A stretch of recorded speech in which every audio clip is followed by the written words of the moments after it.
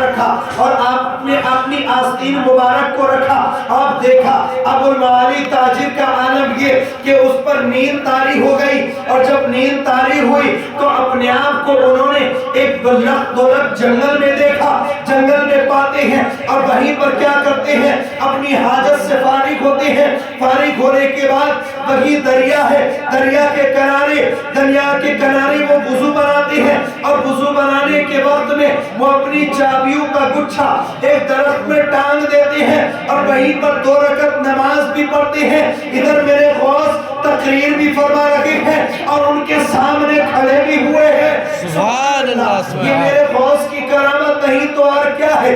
اللہ اکبر. ابو المعالی تاجر بیان کرتے ہیں کہ غوث پاک نے جیسے ہی اپنی آستین کو ہٹایا, میں ویسے ہی واپس اپنی جگہ پر آ جاتا ہوں اور کیا دیکھتا ہوں, ادھر غوث پاک میرے پاس بھی کھڑے ہیں اور تقریر بھی فرما رہے ہیں.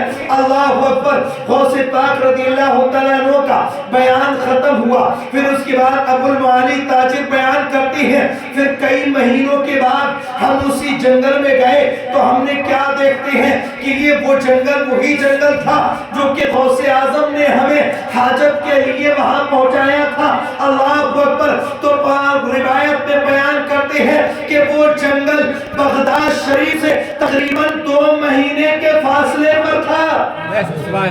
2 مہینے کے فاصلے پر تھا. اور کیا دیکھتی ہیں ابو المعالی جو اپنی چابی کا گچھا بھول گئے تھے, دیکھا کہ وہی درخت پر ٹنگی ہوئی ہے. واپس آنے کے بعد مدرسہ نظامیہ میں غوث اعظم کی بارگاہ میں ابو المعالی تاجر آتے ہیں اور عرض کرتے ہیں, یا غوث اعظم, اے عبد القادر جیلانی, یہ غضب ہو گیا آپ کی کرامت فیوز و برکات کا یہ عالم ہے کہ میں جس جگہ پر آپ نے مجھے پہنچایا تھا وہ بغداد سے 1-2 کلومیٹر نہیں بلکہ 2 مہینے کی مسافت کے فاصلے پر تھا. بے شک سبحان. کہا کہ حضور غوث اعظم نے ان کا کان پکڑا اور کہا کہ ابو المعالی, میری زندگی میں یہ واقعہ کسی کو نہ بتانا.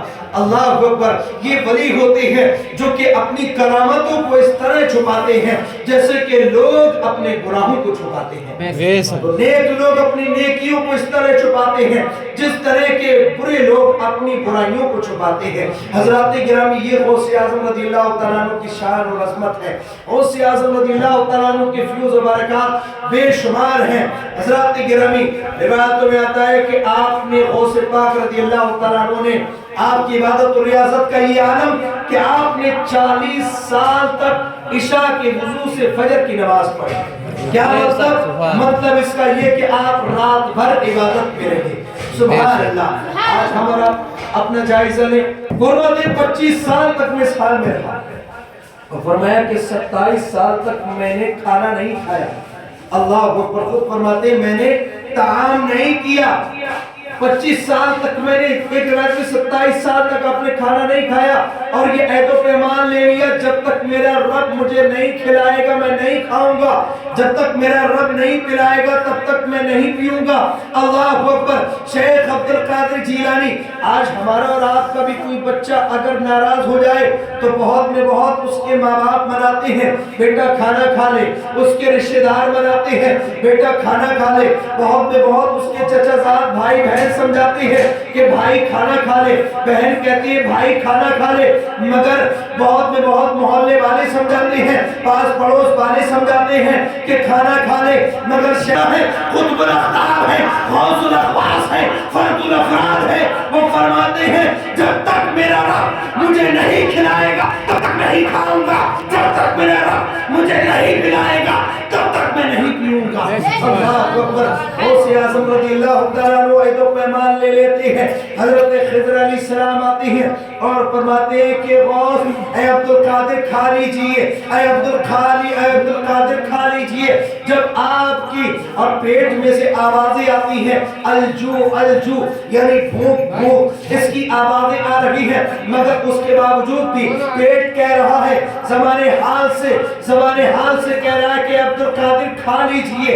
اللہ اکبر. جب آپ کی زندگی میں تھوڑی سی رمق رہ گئی تو اللہ تعالیٰ نے فرمایا کہ اے عبد القادر القادر کھا لو، پھر بھی آپ نہیں کھا رکھے گے۔ فرمایا کہ عبد القادر میں اپنی عزت و جلالت کی، میں تجھے اپنی عزت و جلالت جاہ و جلال کی قسم دیتا ہوں، اے عبد القادر کھا لے، اے عبد القادر پی لے، اب اس حال میں تو کھانا جائز ہے، جائز ہی نہیں بلکہ مستحب اور ضروری واجب ہے۔ تو میرے غوث نے پھر کھانا کھایا اور 25 سال کے بعد آپ نے تناول فرمایا۔ اسی نقشے کو بریلی کے امام، ہم سب کے تاجدار اہل سنت، فخر سنیت، اعلیٰ حضرت امام احمد رضا خان فاضل بریلوی، ہم سنیوں کی جان، ہم مسلمانوں کی پہچان، امام احمد رضا خان فرماتے ہیں قسمیں دے دے کے کھلاتا ہے پلاتا ہے تجھے پیارا اللہ تیرا چاہنے والا۔ سبحان اللہ، سبحان اللہ، نعرہ تکبیر، اللہ اکبر، نعرہ تکبیر، اللہ اکبر، نعرہ رسالت، یا رسول اللہ، نعرہ غوث، یا غوث، نعرہ غوث، یا غوث، فیضان غوث اعظم، زندہ باد، فیضان غوث اعظم، زندہ باد، علماء اہل سنت، زندہ باد، علماء اہل سنت، زندہ باد۔ سبحان اللہ۔ قسمیں دے دے کے کھلاتا ہے پلاتا ہے تجھے پیارا اللہ تیرا چاہنے والا تیرا۔ یہ غوث اعظم رضی اللہ تعالیٰ عنہ کا مقام اور مرتبہ ہے۔ اللہ اکبر۔ غوث اعظم رضی اللہ تعالیٰ عنہ آپ ایک ایسے ولی ہیں کہ آپ کی طرح روایتوں میں آتا ہے، حضرت خضر علیہ السلام فرماتے ہیں کہ اگر کسی کو مقام اور مرتبے کی ضرورت ہے، کون خضر علیہ السلام؟ the father of water۔ آپ فرماتے ہیں ابو العباس خضر علیہ السلام فرماتے ہیں کہ اگر کسی کو مقام اور مرتبے کی ضرورت ہو، مقام میں بلندیاں چاہتا ہو، تو جو غوث کی محفل میں آتا ہے اس کی وہ حاجت کو پورا کرے، سبحان اللہ، اس کی سبحان وہ نوکری کرے۔ تو اگر کوئی مقام اور مرتبہ چاہتا ہے تو اس کی وہ خدمت کرے تو بڑے مقام کو حاصل کر لیتا ہے۔ حضرات گرامی، غوث کی محفل میں بیٹھنے والا کوئی معمولی نہیں ہوتا۔ میرے غوث ہے جب آپ اور آپ کا جلال کا یہ عالم کہ جب آپ خطاب فرماتے تھے اور سامنے کوئی ڈسٹرب کرنے والا ہوا کرتا تھا تو فوراً اس پر جلال بھی برستا تھا۔ علماء قہر وہ ہے تیخا تیرا، مر کے بھی چین سے سوتا نہیں مارا تیرا۔ میرے غوث اعظم کا اگر نظر جلال اٹھ جائے تو اللہ اکبر، ان کے جلال سے کوئی نہیں بچا سکتا۔ میرے غوث خطاب فرما رہے تھے تو آپ خطاب کے دوران میں ایک چیل ہوا میں پرواز ہوتی ہوئی آتی ہے اور غوث اعظم کے خطاب میں خلل واقع کرتی ہے۔ اس چیل کی طرف ادھر سے گزری، پھر ادھر سے چیختی ہوئی گزرتی ہے، مگر میرے غوث نے جیسے ہی جلال کی نظر ڈالی اور جیسے ہی جلال کی نظر پڑتی ہے تو چیل کا دھڑ الگ ہو جاتا ہے، سر الگ گرتا ہے۔ میرے غوث جب تقریر فرما کر جب آپ خاموش ہو جاتے ہیں تو رحم دل بھی دیکھیے، جہاں پر آپ کا جلال تاریخ ہوا تھا تو فوراً آپ تقریر ختم کرنے کے بعد باس و نصیحت کو اختتام پذیر کرنے کے بعد آپ نے چیل کا دھڑ اٹھایا، سر سے دھڑ کو جوڑ دیا اور اس پر ہاتھ رکھا، فرمایا قم بِإِذْنِ اللہ، اللہ کے حکم سے زندہ ہو جا۔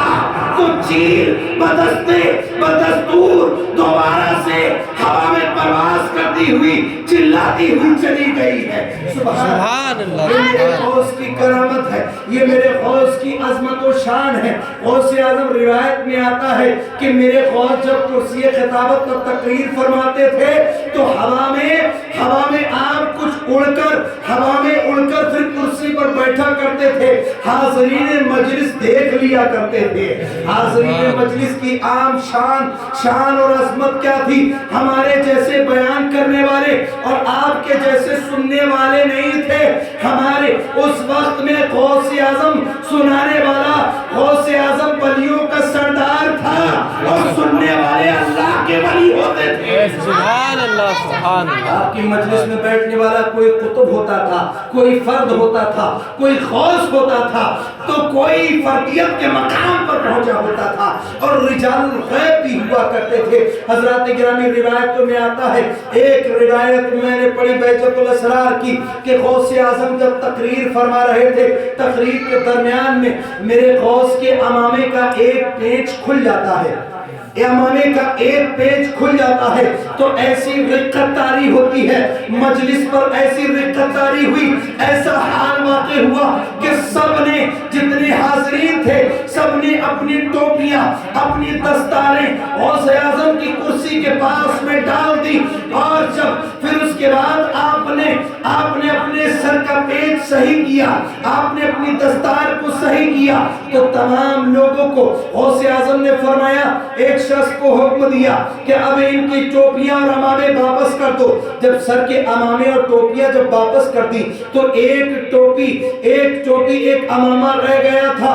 तो गौसे आजम ने, मेरे गौस ने बताना ये चाहता हूँ, मेरे गौस की तकरीर कहाँ से लोग सुनते थे। एक ही मुल्क से लोग गौसे आजम की तकरीर नहीं सुनते थे, कोई अस्फहान से आता था, तो कोई बांग्लादेश से आता था, तो कोई मुल्क चीन से आता था। दुनिया भर के लोग मेरे गौस की तकरीर सुना करते थे। बेशक सुभान अल्लाह। और रिवायतों में आता है उस वक्त टेक्नोलॉजी का दौर नहीं था, ये माइक का जमाना नहीं था, रॉकेट और एयरवर का जमाना नहीं था। मेरे गौस की तकरीर की आवाज मेरे गौस फरमाते थे कि ऐ लोगों, जो तुम लीबिया से सुनने के लिए आते हो, लेबनान से जो तुम तकरीर सुनने के लिए आते हो, तुम जीलान से तकरीर सुनने के लिए आते हो, तुम इराक से तकरीर सुनने के लिए आते हो, तुम मुल्क फिलिस्तीन से आते हो, मुल्क यमन से आते हो, मुल्क अल-कुद्स से आते हो, तुम मुल्क शाम से आते हो, ऐ लोगों तुम अपने अपने मुल्क से ना आया करो, इसलिए कि रास्ते में दरिंदों का भी खौफ है, रास्ते में दरियाओं पार करके आते हो, मशक्कत का सफर करके आते हो मेरी तकरीर सुनने के लिए। आपने फरमाया कि मेरी तकरीर का वक्त इतने बजे से लेकर इतने बजे तक है, और इस दिन है, एक फला वक्त पर, फला टाइम पर मेरी तकरीर होती है, तो लिहाजा तुम ऐ मुल्क चीन से आने वालों, अपने मुल्क चीन में एक हिसार खींच लो, एक गोला सर्किल बना लो, और मेरी तकरीर का वक्त इतने बजे से लेकर इतने बजे तक है, तुम वही सर्किल में बैठ जाओ, और तुम सर्किल में बैठ जाओ। ऐ फिलिस्तीन वालों, अपने यहाँ पर तुम गोला खींच लो और उसके दरमियान में बैठ जाओ। ऐ लोगों सुनो, अब्दुल कादिर तकरीर तो बगदाद में करता होगा, आवाज तुम्हें मुल्क चीन में आएगी। तकरीर तो बगदाद में करेगा, आवाज तुम्हें फिलिस्तीन में पहुंचेगी। तकरीर तो बगदाद की सरजमीन पर करता होगा, आवाज तुम्हें पूरी दुनिया में पहुंचेगी। सुभान अल्लाह।